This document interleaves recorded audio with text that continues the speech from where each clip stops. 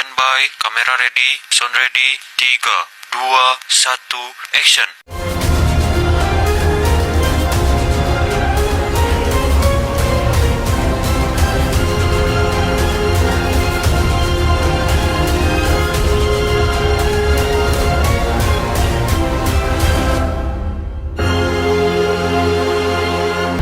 Kawan ingin melakukan tugas kami dari kelompok 4. Nah,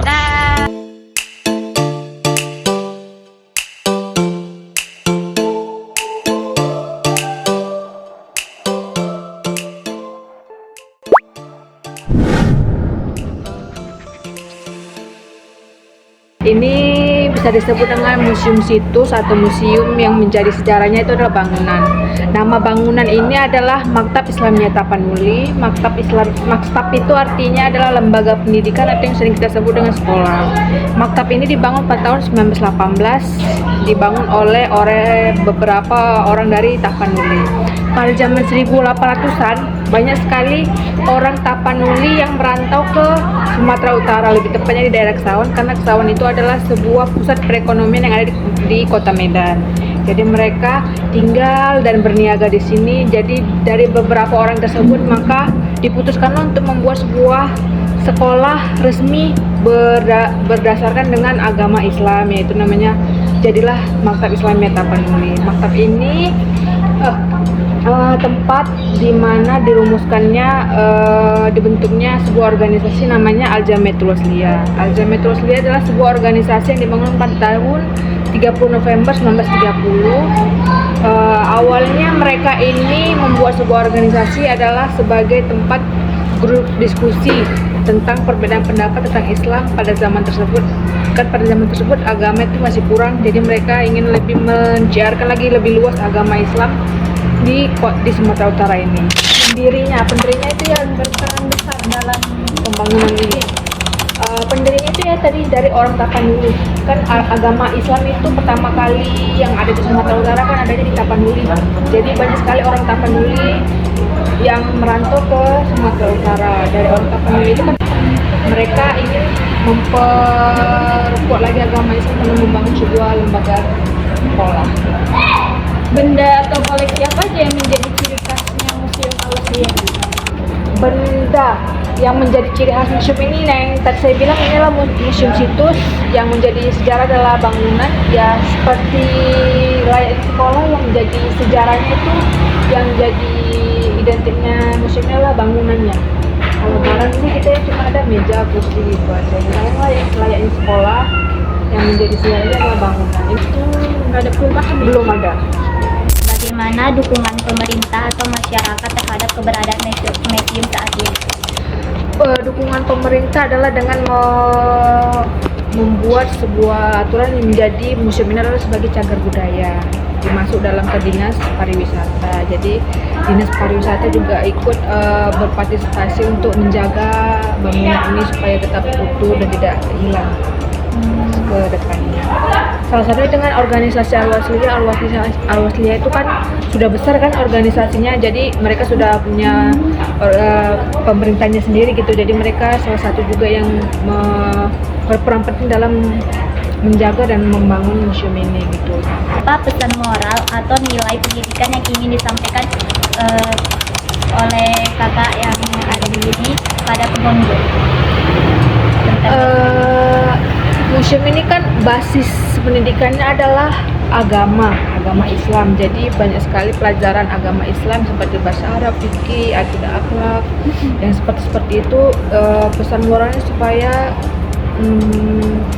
pelajaran-pelajaran itu tidak hilang lah pada sekolah-sekolah. Dari sejarahnya kan zaman dulu sekolah itu sangat minim, hanya untuk orang-orang bangsawan saja yang ikut sekolah, apalagi tentang membahas tentang agama. Jadi ya saya harap semoga sekolah-sekolah banyak yang memiliki basis agama, salah satunya dengan agama Islam yang lebih kuat lagi ke depan. Apa saja hambatan-hambatan dan tantangan-tantangan masa pembangunan di museum ini, Museum Al-Wasliyah ini? Masa pembangunan udah jauh ya kan, 1800-an ini dibangun. Jadi pada zaman tersebut ya salah satunya adalah penjajah karena pada zaman tersebut sekolah itu hanya untuk kalangan bangsawan saja. Pada zaman tersebut juga agama itu masih minim. Jadi ya tantangannya adalah tentang masyarakat dan kepemilikan tanah dan penjajah. Bangunan ini kan juga dibangun di atas tanah kepemilikan dari Datu Kesawan atau Datu Haji Muhammad Ali yang punya Istana Maimun sana, salah satu anggota keluarganya. Ya, itulah hambatannya zaman dulu. Kalau bisa dilihat foto-fotonya seperti ini, contoh tentang zaman tersebut. Belum ada seragam, belum ada hijab yang seperti sekarang. Jadi ya hambatannya ya salah satunya ya saya bilang penjajah. Mereka ini kenapa museum ini adanya di belakang? Banyak sekali yang tidak tahu tentang museum ini karena pada zaman tersebut ya mereka sekolah bersembunyi gitu, sembunyi-sembunyi, apalagi tentang mempelajari tentang agama. Agama kan sangat minim, tidak ada boleh ada namanya agama. Ya salah satu tujuan penghambatnya itulah. Kayak bisa dilihat dari foto-foto tersebut. Renovasi apa yang bakal direncanakan untuk kedepannya? Pengembangan museum, renovasi mungkin ya bisa dilihat dari banyaknya kayak sudah lapuk segala macam mungkin akan direnovasi ulang, dan penambahan isi museum mungkin ya, karena kan masih minim, hanya ada foto-foto saja. Mungkin nanti ada buku-buku tentang meja, bangku atau papan tulis. Kita sudah punya ada rencana papan tulis kapur gitu. Belanda kayak berkas-berkas organisasi itu masih banyak yang terbawa ke sana, ke Belanda sana, jadi tidak ada yang bisa mengambilnya gitu. Itu kan peninggalannya ini. Iya, bangunan ini masih asli 1980. Kalau boleh tahu yang di dalam ini apa ya? Kosong, mungkin dari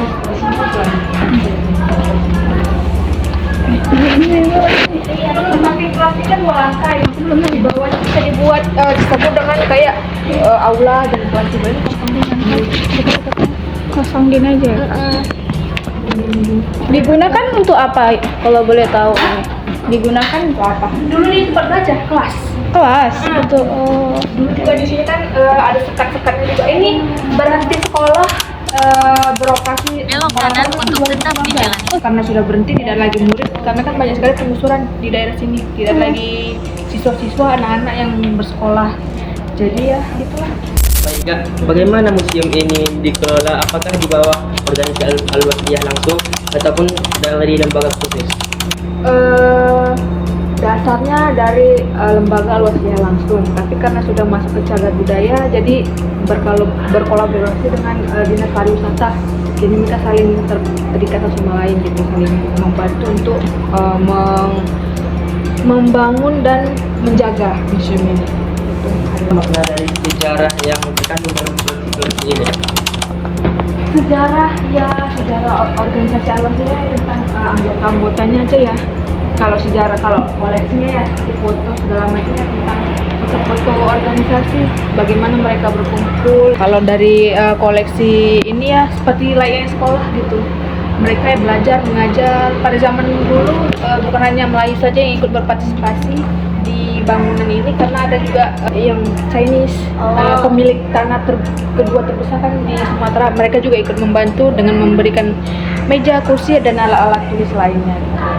bagaimana museum ini berfungsi sebagai sarana edukasi bagi generasi muda dan masyarakat umum? Sarana edukasi. Kan ini tanah wakaf ya. Ini dibangun dari tanah wakaf oleh Kesultanan Delhi. Memang kesepakatan awal kan dibangunnya sekolah ini hanya untuk menjadi tempat belajar mengajar. Kalau tidak ada belajar mengajar mungkin akan dicabut gitu wakafnya. Jadi ya sarana edukasi sampai sekarang di bawah, di lantai bawah ini digunakan sebagai kelas ngaji sore.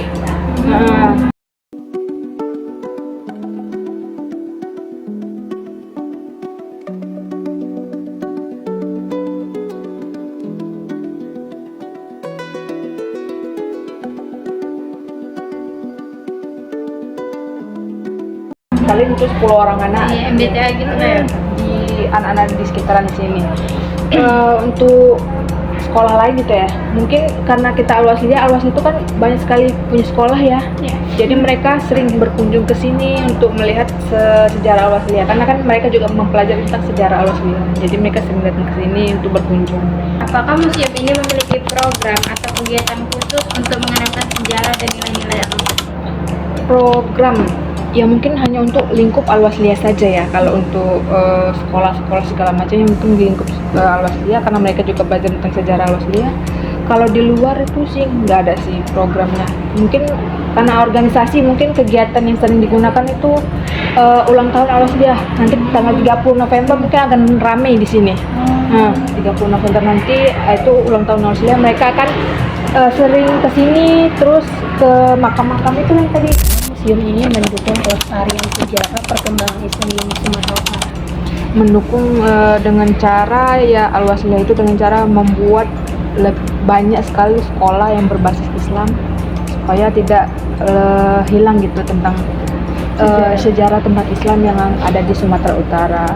Yang Islam ada di Al-Wasliyah itu kan pelajarannya yang lebih dalam gitu daripada sekolah-sekolah swasta Islam yang lain. Mungkin sekolah swasta Islam yang lain hanya mungkin mempelajari tentang bahasa Arab, akidah dan segala macam. Kalau di Al-Wasliyah itu mungkin ada nausorob dan segala macamnya tentang membahas tajwid-tajwid yang ada di Al-Quran juga dia pelajari. Mungkin itu salah satu cara melestarikan agama Islam di Sumatera Utara dari Al-Wasliyah ini.